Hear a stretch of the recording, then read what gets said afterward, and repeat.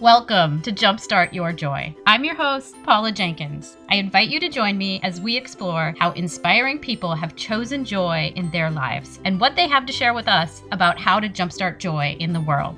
Plus, how do we follow our own hearts, find work that lights us up while mindfully noticing the role that joy plays in our own journey.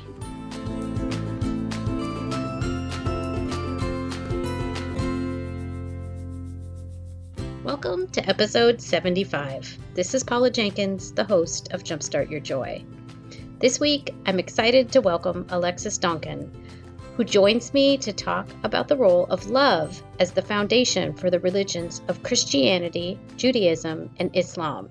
She holds a PhD from my alma mater, UC Santa Barbara, where I also studied religion, and we have a great time really digging into the basis of these three religions and looking at love. It's a great way to round out Foundations Month. Before we get to that, I want to give you guys all the biggest, warmest welcome and say thank you so much for listening to Jumpstart Your Joy. If you want to find the show notes for this episode and find out more about the show, you can go to the website at jumpstartyourjoy.com/episode 75. And you'll find out more about the show and about Alexis, and all sorts of links and good information can be found there too. If you like what you hear and you want to subscribe, Jumpstart Your Joy is on all the major podcasting syndication spots like iTunes, Google Play Music, iHeartRadio, and Player FM. All you need to do is search for Jumpstart Your Joy, and it'll pop up in the options. You can hit subscribe, and you'll get each weekly episode delivered right to your mobile device, and you can listen in every Tuesday morning when there's a brand new episode ready for you. And when you hit that subscribe button, please leave a review and a 5-star rating. I love seeing all of your comments, and it really does help other people find the show. If you are curious about starting your own show, I invite you to come on over when you're visiting jumpstartyourjoy.com and join my free podcasting fundamentals course, which will give you a great idea of the basics you'll need to create your own podcast. It will also get you on the VIP list to learn more about when I open the next class, which is a boot camp that gets you from idea to full-blown show in about 8 weeks, and that'll be running in the middle of this year, so mid-2017. If you already know that you want to start a show, I would love to give you my affiliate code with Liberated Syndication, which is my gorgeous host for this show, also known as Libsyn. You can go over to their website if you already know you're going to sign up for hosting at libsyn.com, which is libsyn.com.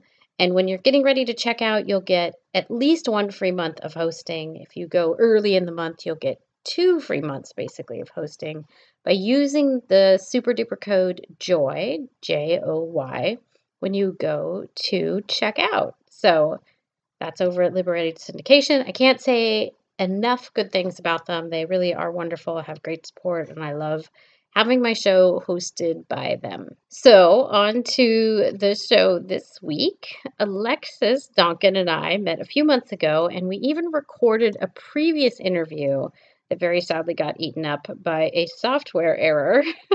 I was really bummed because I honestly lost, I think, 5 or 6 shows to that error. Anyway, I was super excited that she reached out again recently, especially because the work that she's doing around religions is so important and so relevant. Our conversation is all about the basis of the big 3 religions of Christianity, Judaism, and Islam.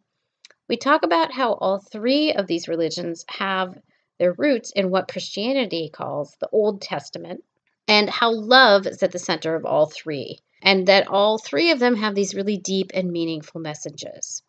When you look at the context of what society was like when these religions' sacred texts were being created and being written down, this kind of that context of the time in which these sacred texts came about all offer guidance for a people living in that time, and it offers clues and hints to what are overarching themes of compassion, inclusivity, community, and acceptance. And I think it's so important to dive into that now, especially when there is so much concern in the world about what does Islam stand for, and how do we welcome and include people into the U.S. I think it's so important to really get at what the heart of these religions are about so that we can better understand the context for what Islam and Judaism believe and how that plays out in our larger society. So if you're curious about how these three religions are similar or you want to learn more about them, this is an episode that you're really going to want to listen to. And so here's the interview with Alexis.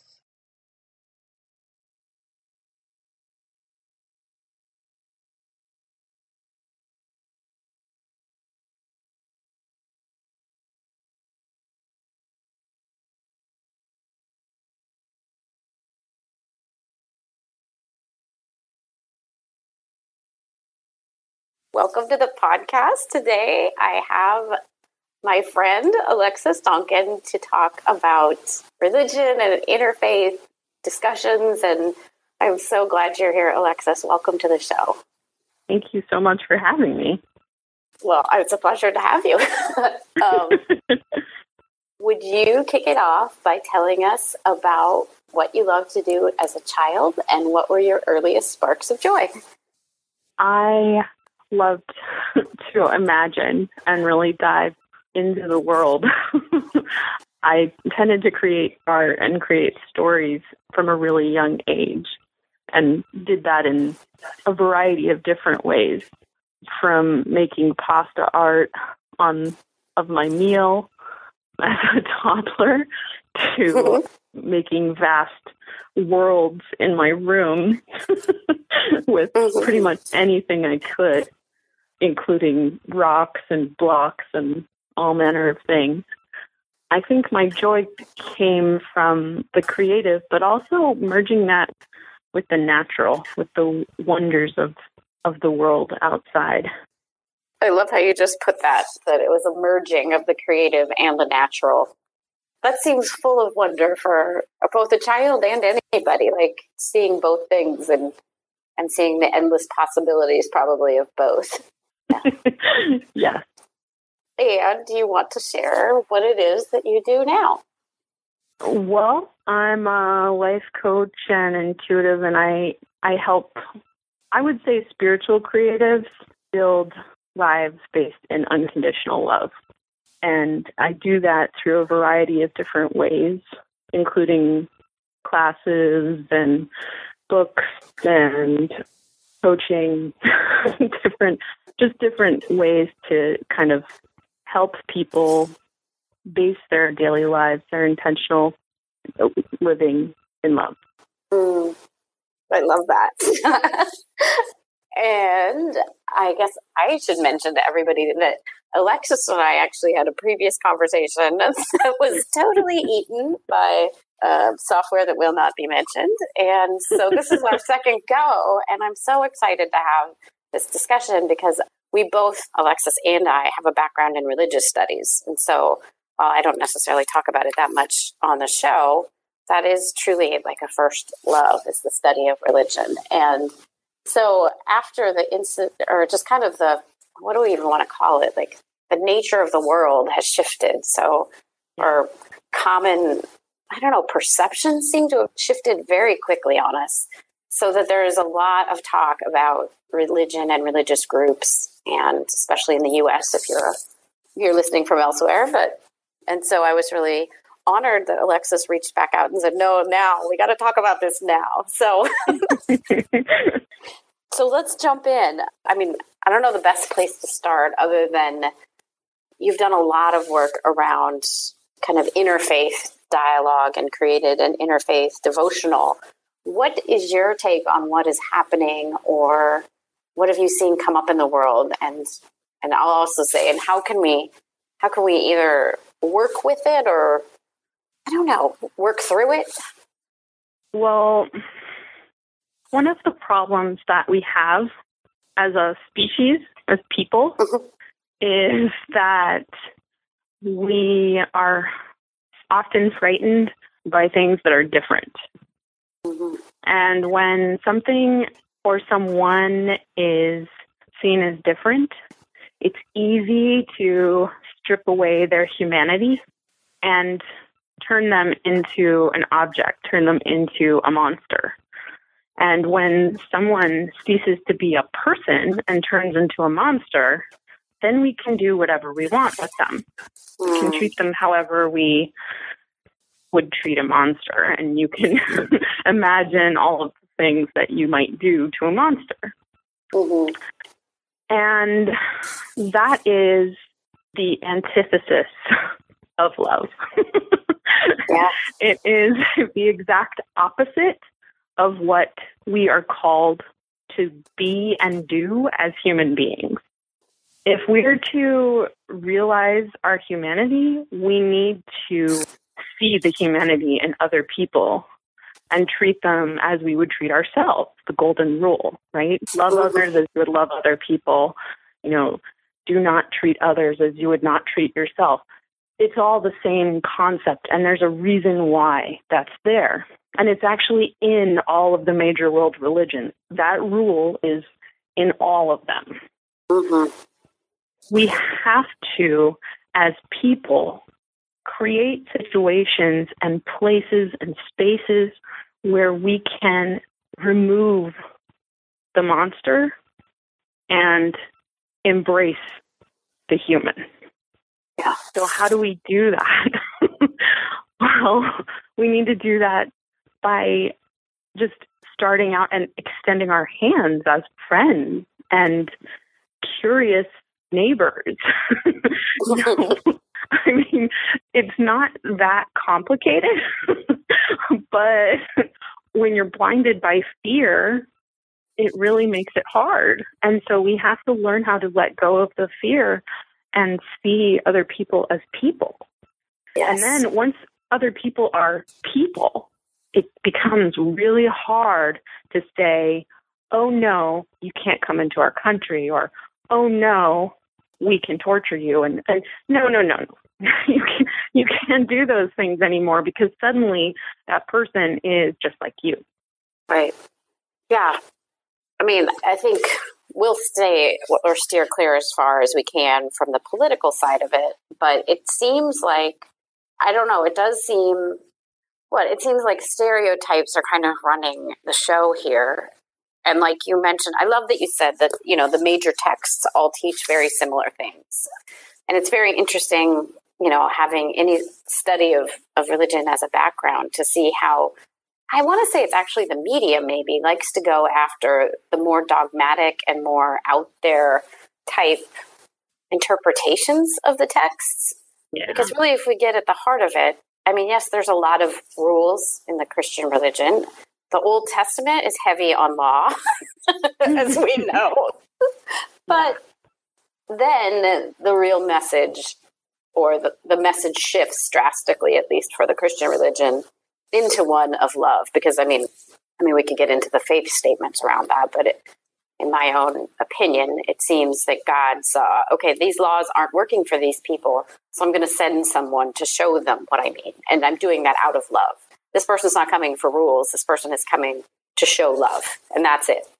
That's the only way I know how to do this. And I'm sending them in. So, you know, is there an equivalent, or how do you see that working? I mean, I'm sure there are equivalents, but can you share how you see that working both in Judaism and in Islam? Ooh, and we should probably back up right here and explain something that's very important that I'm making an assumption that people understand, which is that these three religions actually share the same starting point, the same basis. They share the Old Testament. And it's really then geography. In the same geography, right? Yeah. Yeah. So I don't know if you want to share that and then talk about maybe the evolution of love in those other two texts, because that feels like a really juicy topic for us here. Well, first I'm going to preface this with, I am very much a student.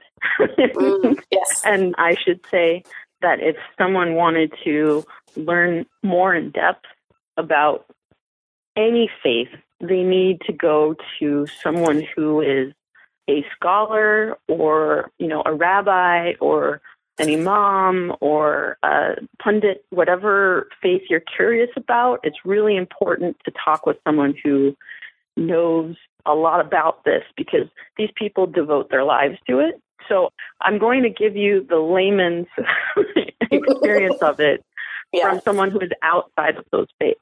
So take it like that. Thank you for that preface. I think that's so important. Yes, thank you. Because I would never claim that I'm an expert in these things. I'm absolutely not. I can only tell you what I've experienced and what I've seen. Yeah. And so what that is that Judaism is an amazing struggle in history. It's a conversation about ethics and what is right. And there's a lot that's not just in, for those who are listening who are familiar with Christian texts, it's not just the Hebrew scriptures that are included in the Christian tradition, but it's also, the wide range of texts that have come down through rabbinical teaching and conversations. This is a big thing. This is why if you go to a group of people who are studying the Torah, you're going into an argument. Right. You're going into a conversation about what is the most ethical thing. And there's always at least 4 different answers because there's context involved. And there's logic used. And so this is a really powerful instrument that Judaism uses to figure out what is the ethical thing to do. And the law is a starting point for that.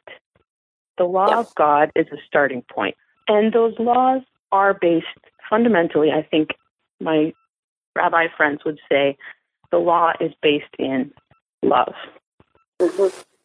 Yeah, because that's what the original covenant is between God and God's people. And it is a covenant of love.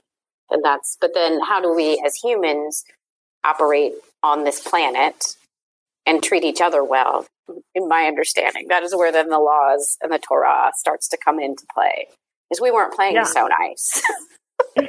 And that's the hard part. That's the struggle. That's a struggle in all faiths. The question is, these are ancient texts. These are ancient texts that a prophet or set of prophets laid down as they received or were inspired, however they were received, the revelation was received, at a certain time. And so at that time, they may have been revolutionary. And many principles within those texts are still revolutionary because they haven't been adopted broadly. But there are also things within those texts that are contextual for the time in which they were received. And so they need to be re-understood, reimagined, and reapplied to the things that are going on now. And some of those things just weren't there back then. Transgender, what do we do with that? That's not in there for most of these faiths. It's just not in there. And that doesn't mean that it wasn't an issue. It just wasn't being addressed because there were other issues like infanticide that were being addressed. The internet? No. That was impossible to imagine at those times. So what do we do? How are we ethical in the internet? I don't know. Capitalism, industrialization, these are huge things to try and deal with using ancient scripture that was written thousands of years ago in some cases. It's, that's why we have teachers and scholars and clergy. That's why we have the institutional faith and this conversation. And it is a conversation about how to reimagine how do we apply love in the world that we are in today. How do we apply this in love the way we are today? And that's, I'm just going to kind of dip into Christianity now because I think that's a good place to do it. Yes, totally agree. Yes. With Christianity, there's a passage, I should say there's a story that is included in several Gospels that is central to Jesus, his message and his mission, and that is the Sermon on the Mount. Mm-hmm. And the most popular and most controversial, probably, section of that is the Beatitude, right? Which is, and most people in the U.S. at least who listen to this are probably familiar with blessed are the poor, blessed are the peacemakers, that's the Beatitudes. And it's also the part that people in the U.S. are probably the most uncomfortable with because it fundamentally aligns God with the oppressed. There's no way to get around it. I mean, you have to do mental gymnastics to try and justify that this is somehow, this is about, some person in like a 500 square foot mansion, blah, blah, blah. No. we have to be honest about this. I mean, we have to be open about this conversation. And how do we apply love? Well, that means that we have to apply the golden rule in a practical way. And this is a way that we do it. We go and we provide food for the hungry. We go and we provide shelter for the homeless. We go and we stand with those people who are being pushed out, and we bring them in and we hold them close because that's where they deserve to be. Mm-hmm. And that is a fight right now in Christianity. That is a fight. Right. And that's sad. It's a sadness. It is such a sadness for me to even say that. But it is a fight. Yeah. And, I'm sorry. That's okay. Something I find so interesting, because you mentioned that the Beatitudes and the Sermon on the Mount, well, I think just the Beatitudes only show up once in their specific text, but is that right? I think they're in Matthew and Luke. Okay. But the message itself, whether it's the Beatitudes, but Jesus keeps repeating this again and again and again. Like, this is the heart of his gospel, is like you're saying, is bringing those who are oppressed or those who are considered, I'll use air quotes around the other, like they are brought to the center and they are welcomed in. And even if they're different, whatever that means to any group of people, that those are the ones to bring in, like you were saying so beautifully, that we need to hold them close. And so, yeah, I find it upsetting as well that, like, I imagine where you're headed is that anyone would take this text and then make it something else, or anyone would try and take these texts of love and try and say that they're meant to show how we can exclude anyone. Like, that's mind-boggling to me. Yep. So if we're supposed to treat someone like we treat ourselves, that means, like, where else can we go with this? Yeah. So go ahead. Yeah. I just want to jump in and be like, no, this is the heart of the teaching. I don't know if you have any favorite books around that. If somebody's like, even from an educational standpoint, I loved Cynthia Bourgeois, wrote The Wisdom Jesus. Like, that one book blew my mind, but she's good on this one. Yeah, I don't have anything that's like popping right up in my mind right now as far as text. There was I should say, this is a good time for me to say that one of the family businesses for my family is ministry. So I have two ordained parents. And then, like an uncle who's ordained. And so for a long time, I was interested primarily in Christianity and, thinking about ways in which to really bring back the central teachings and like put it out there. And as I've kind of matured and explored the world a little bit more, my interests have broadened and my knowledge about things have broadened. And that's when I kind of saw that it wasn't just Christianity that was like needing to come back or needing that message of love or having that message of love. It was other faiths too. Yeah. I went through I have a collection of religious texts from different faiths that just like, it's a large, maybe a couple shelves that are just religious texts and commentaries and things, which is nothing compared to my dad's shelves, but which take up a wall. But that's all to say that there's a lot of different things that I could talk about as far as like text. But the first thing that I think with Christianity is I really love C.S. Lewis. I love C.S. Lewis, and I love Madeleine L'Engle. And I'm not talking about their fiction, although I really enjoyed their fiction as a child.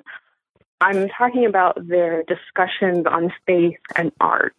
They're just beautiful writers. I mean, beautiful writers that talk about faith and art, and in particular Christianity, but you can find pieces within them that would apply to any spiritual path. And the name of the Madeleine L'Engle book is just, I can't think of it right off the top of my head, but the C.S. Lewis book was Mere Christianity. Awesome. And I'll link up to both of those. Yeah. I'll grab the title for the Madeleine L'Engle one from you later. Yeah. I'll link up to those. Thank you. But yeah, so we were talking about the central theme. I don't really like the word theme for it, but the central teaching maybe of Christianity being love. And how does that apply over?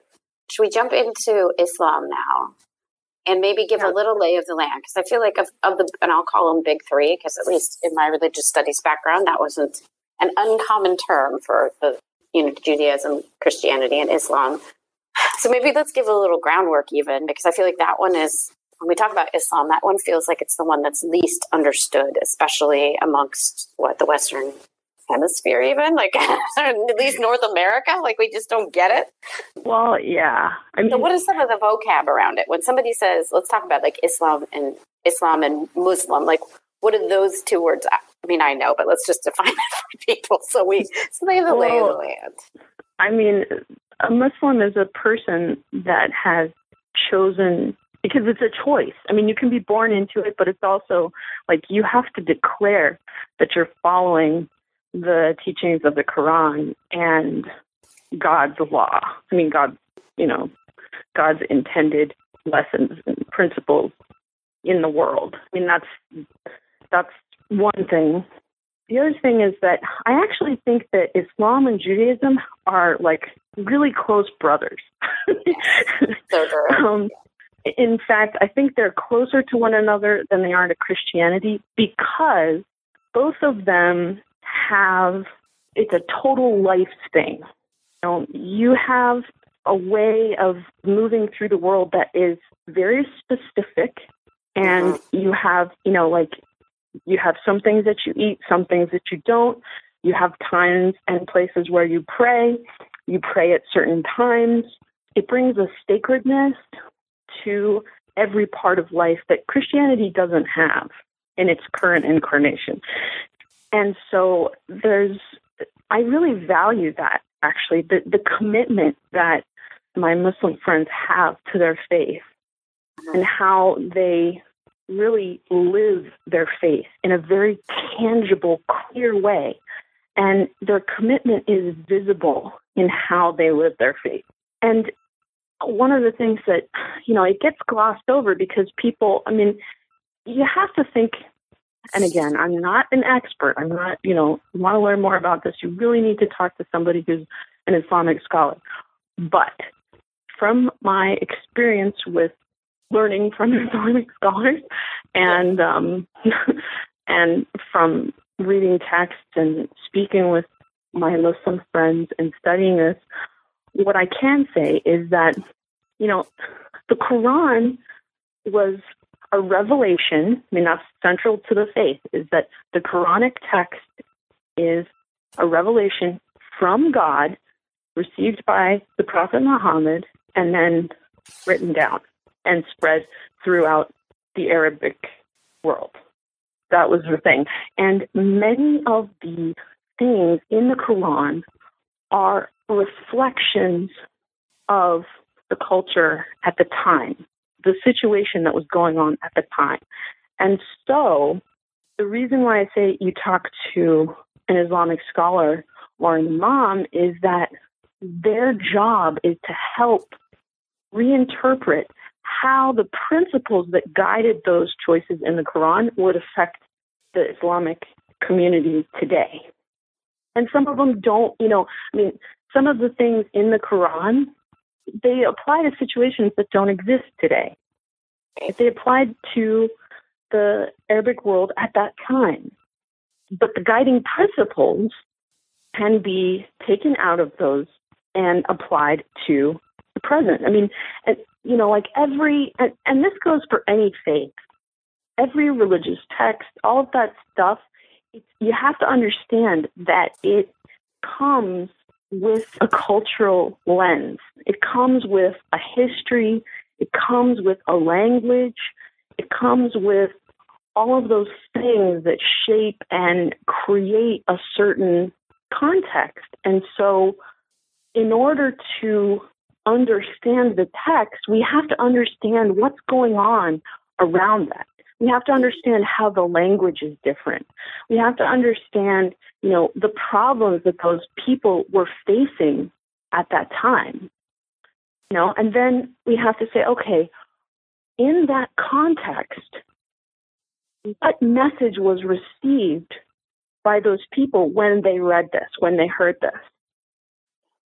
Because the message that we hear with our context, which is radically different, is going to be really different than what those people would have heard and experienced then. And that's the biggest problem, is that cross-temporal, cross-cultural misunderstanding and misreading of these ancient scriptures. It happens in all of the faiths. And so, Islam is just like Judaism, just like Christianity. At the center of it is a drive towards love. There's a drive to standing with the oppressed, to taking care of one another, and to be the best Muslim. It's not just about showing your commitment to the precepts of Islam, but also to live God's love in your life. That's a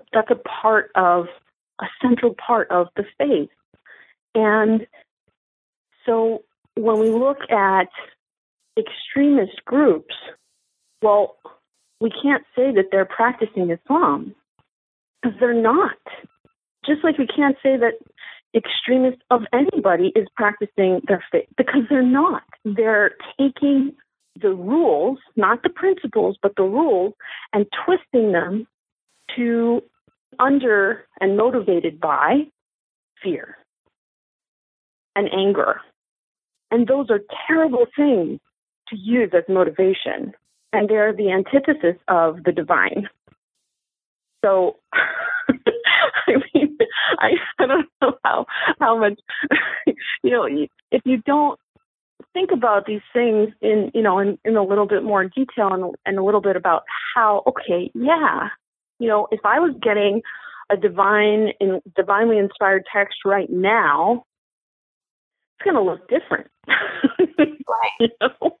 So different than even probably like last year at this point. Yeah, exactly.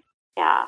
But to understand that if we were, contextually, if we were literally living in a very arid desert-like place in the wilderness, and that's kind of, I feel like wilderness is a key theme throughout so many of these texts where it's a survivalist mode. It's not, there's nothing provided. And so, like you're saying, then establishing these rules to keep a people safe.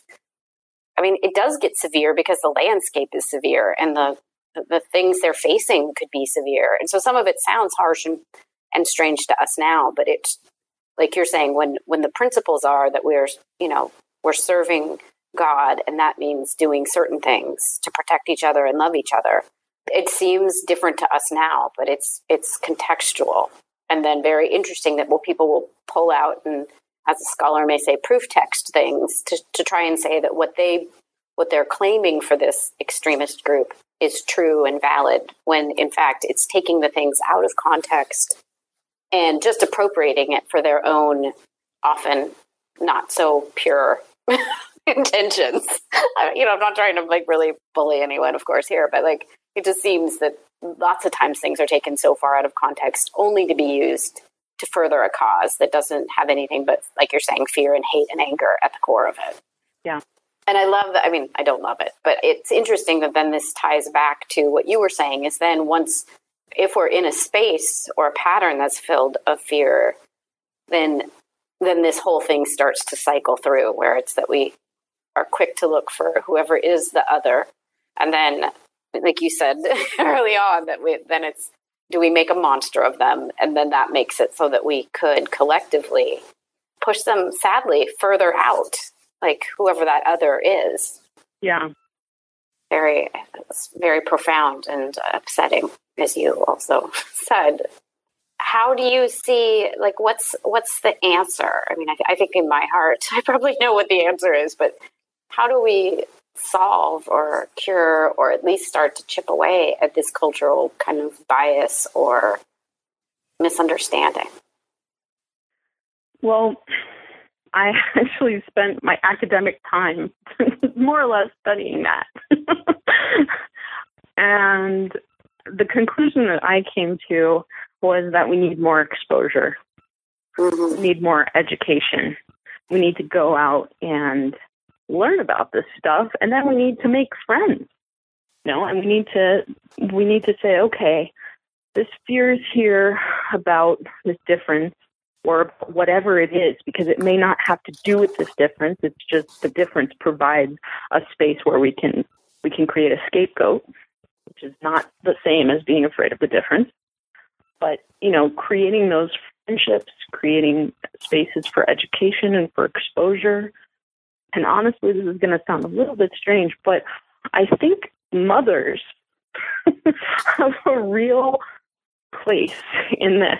Well, and I should say parents. I shouldn't just say mothers, because parents who are socializing their kids, we have a place in this, an opportunity to create empathetic, educated, compassionate human beings. And so we can start young, right? But that's a long-term goal, right? It's not going to do us much good with the current generations and older generations that are adults. Right. So with that, we have to be really conscious, and those of us who are, compassionate and educated in these things and comfortable with people who are not the same as us, we need to, push for workshops in different community organizations. We need to push for times that are safe for us to get together. And the best places for that, I think, are community organizations like rec centers and stuff like that, but then also religious communities, places that are not necessarily, I think it works better when it's not at a business, because I think businesses, people just go because it's their job. They're not necessarily interested. But the people who go, the first step is community organizations and religious organizations and creating those spaces for interfaith dialogue and friendship and education and understanding. And then that leading to, what are the next steps? And we wrestle with that together as an interfaith community. How do we live out of love now in our community, which is so cosmopolitan and so diverse?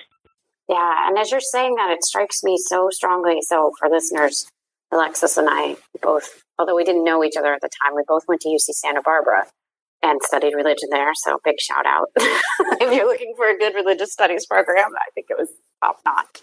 But there was a course there that was called Voices of a Stranger, and it was taught by Walter Capps. He later went on to be a senator and then passed away in Washington, D.C. at the airport. And Barbara is his wife, right? And is Lois. Now Lois. I don't know where Barbara came from. And I think Lois. they were Congress people, I think. Okay. So I'll restate that. Walter Capps was a congressman. And then Lois is now the congressman for the Santa Barbara area. But this class was beautiful because it really, what he was doing was inviting voices from other places, other people that we had never experienced, and I feel like that legacy is part of what you were also suggesting. And I love this is your own work. I'm not meaning to diminish that in any way, but like there's this beautiful thing that happens when you do start to invite other people into a conversation instead of letting them remain as a stranger. Yeah. And so I don't know if you have ideas, if there's not those community pieces existing in your area. I mean, it feels like it's also on each of us to start to look for places where we can start a dialogue, or we can start reading a book, or we can start educating ourselves, because some of it sits with each of us if we're afraid. Yeah. I mean, then it's also not just sitting with ourselves and reading sources, but being careful about those sources. Oh, yes. Thank you for pointing that out. Yes. Because there's a lot of information now that's coming at us from all different kinds of places, and there's a lot of different agendas involved in that. And so it's important to, who is the person who has written this book?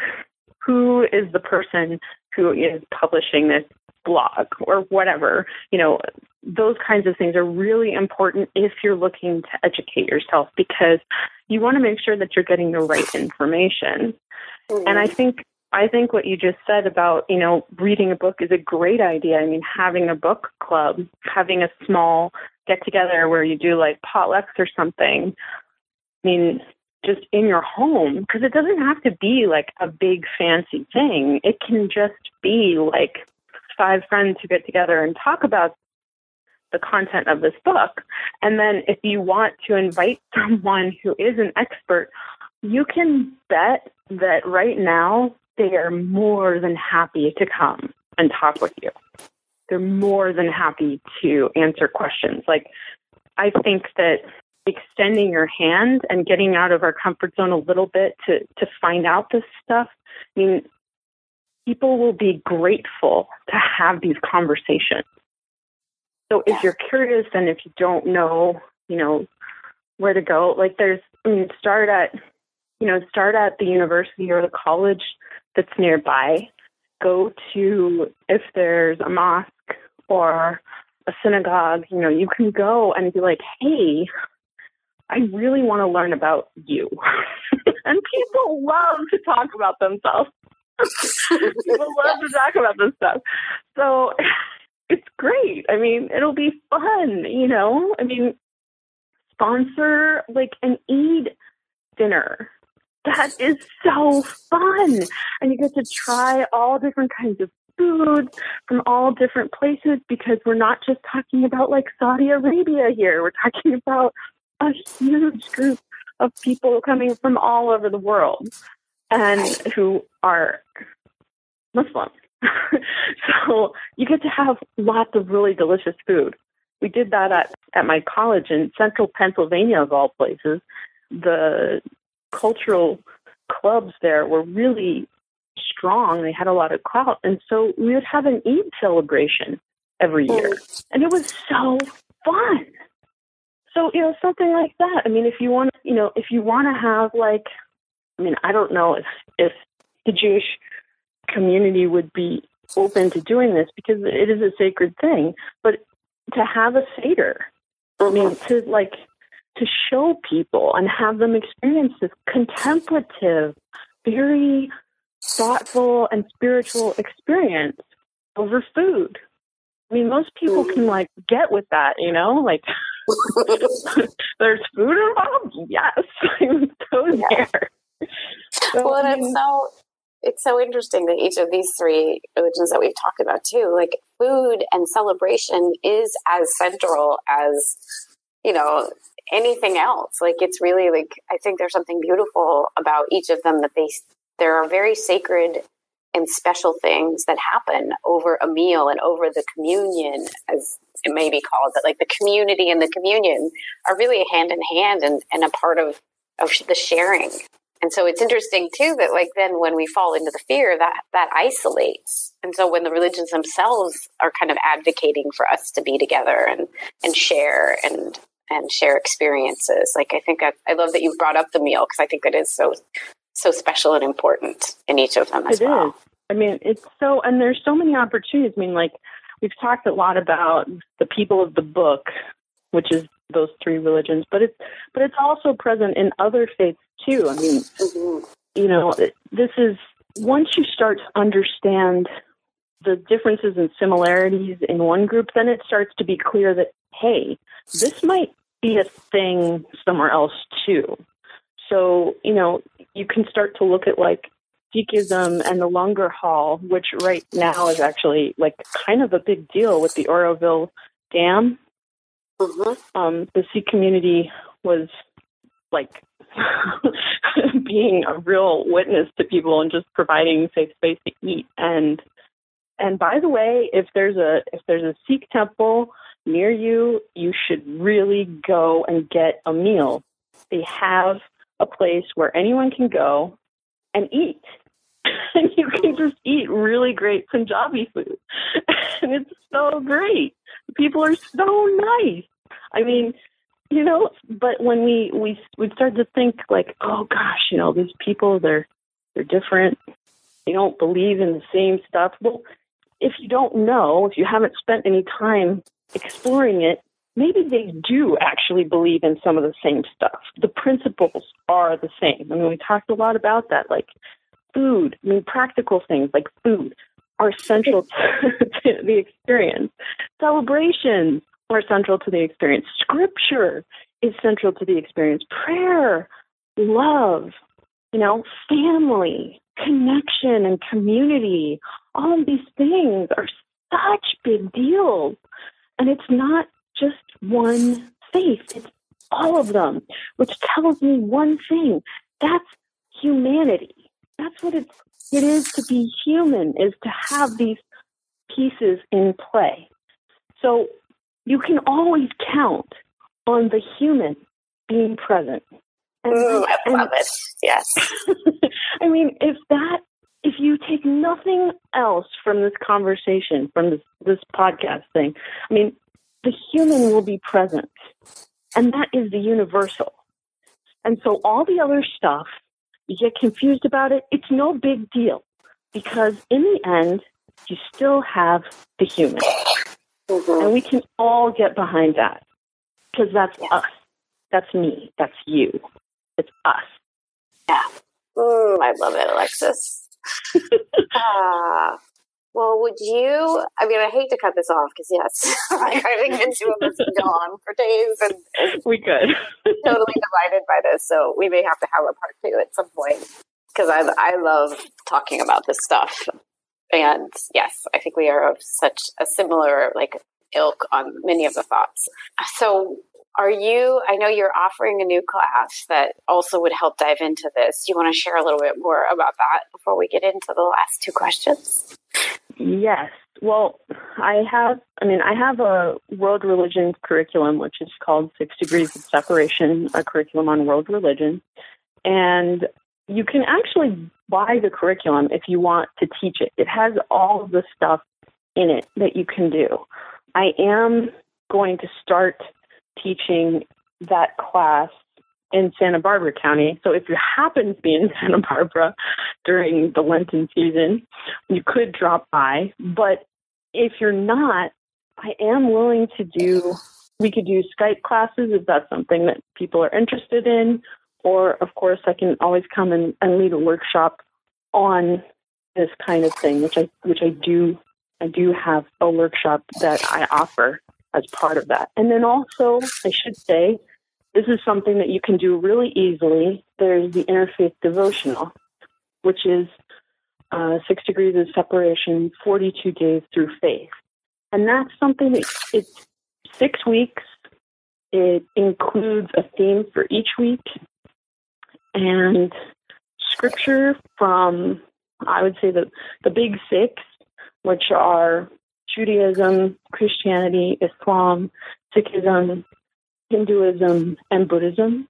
And so you get scriptures from those 6 faiths, get a theme for the day, a contemplation, a question to respond, and then you can even do small group sessions. And I've gotten a lot of positive feedback about it. It's a very it's a great way to deepen your own spiritual journey, no matter where you are in that journey, because it helps you to kind of connect with the divine, no matter what your faith tradition or not faith tradition, while getting a little peek into the universality of faith traditions. So those are a few different ways that if you're curious about what I offer and what I do with interfaith stuff, those are some great ways to connect with it and me. Awesome. Thank you so much. And I will link up to all of that in the show notes. But thank you. So let's jump to our last couple questions. You obviously, like many of us, have so many different interests and things that you juggle every day. How do you define balance, and what does harmony look like for you? Yeah. And you can stick with the harmony side if that feels more like what balance looks like.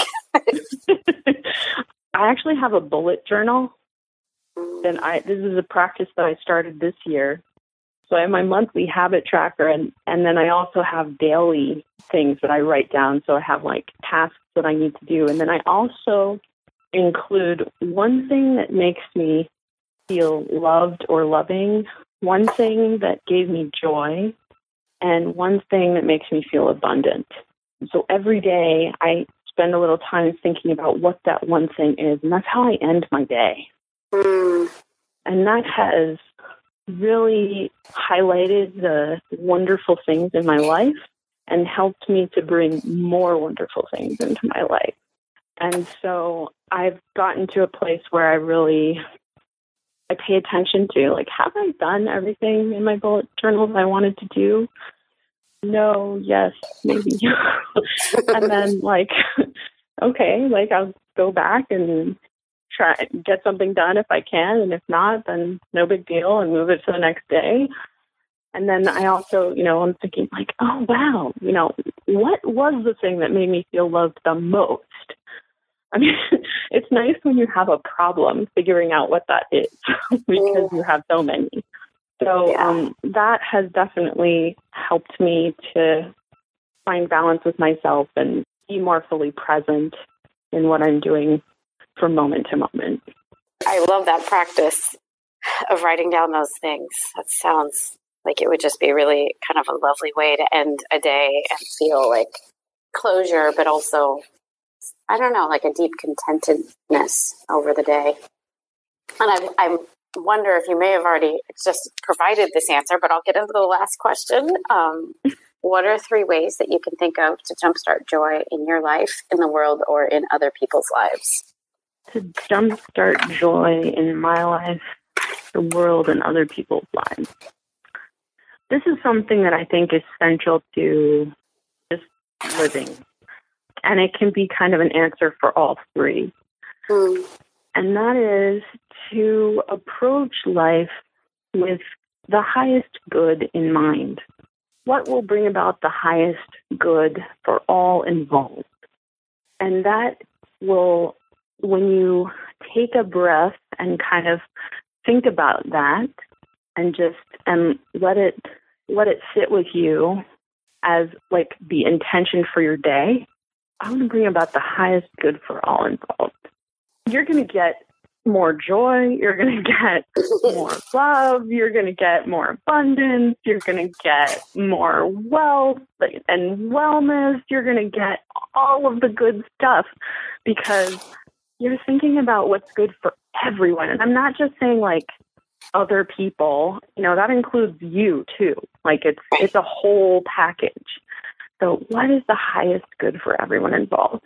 And it's awesome. I mean, when I'm really intentional and I do that, really great stuff happens. So I really recommend that as just that being like an underlying intention because it always ends up with good stuff. I love that one so much. Just writing it down. Yeah, that one. I love that setting the intention because that is probably what it would feel like one of the easiest and one of the hardest things to follow through with all the time. It's just to have one goal like that in mind. Yeah, and sometimes you screw up and it's okay. like you have to forgive yourself. I mean, that's another, like, okay, what's the highest good? The highest good is forgiving yourself. No. And others. I mean, yeah. So that it's all right. You know, you acknowledge it, take your lessons from it, you move on to the next thing. And that's okay. Like, you don't have to be 100% all the time. I don't think anyone is. I agree. And if there is a person who is, I want to meet them. Like, really. Yeah. Oh, well, Alexis, thank you so much for being on the show today. I just love that we got to talk about all of this, and I love your take on it. So thank you so much for joining me. Thanks so much for having me. Alexis, thank you so much for joining me this week. To get all of the links or find out more about her, you can find the show notes at jumpstartyourjoy.com/episode75. You get the links to her site, and she's offering a live and in-person class in the Santa Barbara area. If you are from that area, there will be a link over to her site of how you can attend that class in person about the world's religions. And you can also find her if you are not in the Santa Barbara area. You can find her on Instagram at alexis.donkin.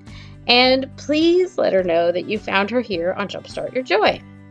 For next week, as we move into March, the new theme, because there's a new theme each month this year, and the new theme is courage. I am thrilled to be kicking off this month with my friend Iman Gatti, who is a grief and trauma coach. And she is seriously one of the most courageous women I have ever met. Iman was orphaned at age 6 and is now living the life she dreamed about as a little girl. She speaks in front of crowds, and she helps others with their own grief and trauma and helps them learn to thrive after having had very difficult life situations. She's just this amazing embodiment of joy, and she and I laugh so hard in this interview. She seriously tells one of the most hilarious stories that has ever been on the podcast. And I just admire her for really bravely facing down and living through so many of the things in her own life. I hope that you will join me for episode 76 and for a full month of courage. So I will see you guys all next week. And until then, I hope that your days are filled with so much joy.